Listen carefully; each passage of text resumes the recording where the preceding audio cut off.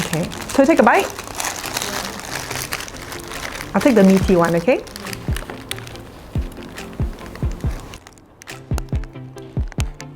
How does it taste? The beef tastes juicy. Okay, it's pretty juicy, tender. I believe this is some sort of beef. Are you a big fan of beef? I am, yes indeed. Okay, so you're enjoying your burger. Yeah. Nice. So is there anything that you can taste that's a little different from other beef burgers that you've had? I can actually. Can I take another bite? Of course. A bit of the sauce. The sauce. Yeah, the sauce, which is a little bit different from the rest. Okay, so what if I told you that there was no meat in the burger you just ate? Very interesting. Can I have a look at it?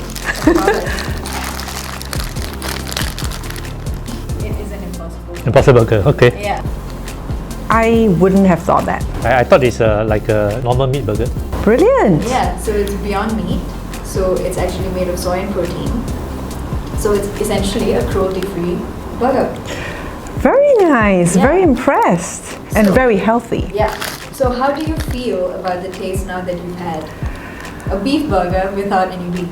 I feel that I could take this all the time because I wouldn't feel any guilty like I would have been. I think I would like plant-based meat, healthier, alternative, and the taste is quite good.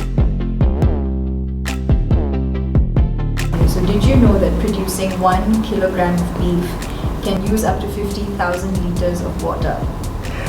50 what? 50,000 liters of water.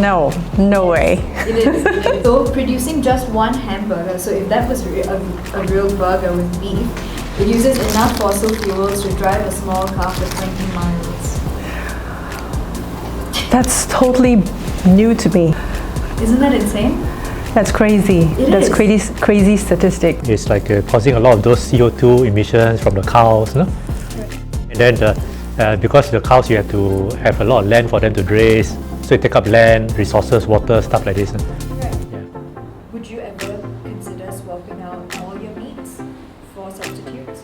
Yeah, I will do so. I think whether it's beef or chicken or fish, anything that is, is suitable in a sense that is safe to eat, then I think yes. Yeah. If I would like to be a vegan, there is not much choices around. But if there are more options available and for people to say, hey, I can actually pick and choose, then that will be something that it would open to a large spectrum of population. Additionally, we brought in a vegetarian to explore the differences between vegetarianism and veganism. So, when did you start being vegetarian? Were you born into it? I wasn't a vegetarian initially. I used to love meat. For example, I used to love the bakwa, which is like a kind of pork, which is very popular during Chinese New Year. But somehow along the way, something just changed. And along the way, because partly my family hardly eat meat. After that, I began to gravitate towards vegetarian and have no craving for meat all of a sudden. And that happened all the way from primary school to now. Do you know some facts about how dairy impacts our environment, like the production of dairy? I think it is one of the greatest contributors to methane, CH4, and methane is a contributor to global warming. And of course, there are other side effects as well, which I have heard before. For example, the dairy industry is using up a lot more food. Okay, to sustain the dairy industry is actually very intensive, energy intensive as well as resource intensive as well. And these resources could have been better diversified elsewhere. For me personally, I'm cutting down on dairy as well, and I'm trying to replace it with almond milk.